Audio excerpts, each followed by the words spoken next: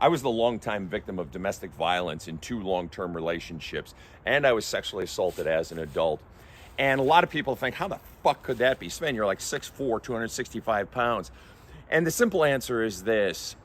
Back when they were training elephants in the circus in the 18th and 19th centuries, when that baby elephant was born, they'd take a 3-foot long stake and they'd drive that fucking thing into a ground, attach a chain to it, and attach a chain to the back leg of the baby elephant. And that baby elephant would tug and tug and tug and pull and pull and pull, and it would never be able to dislodge itself from that fucking stake or pull that stake out of the ground. Such that when that baby elephant became an adult elephant, easily capable of pulling that stake out of the ground, they'd attach the same stake and the same chain, and the elephant wouldn't even try. Why? Because it had been conditioned to believe it can't. Conditioning. That, for me, is what changed the tide in domestic violence in my life.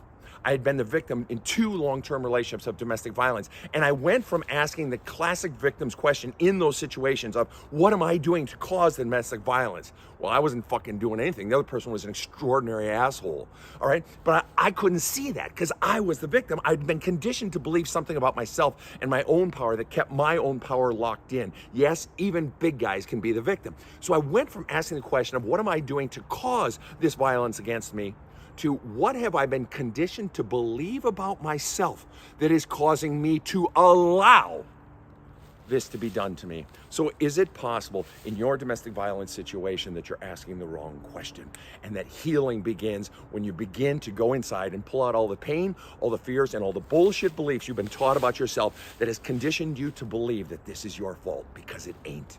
Have a kick-ass day.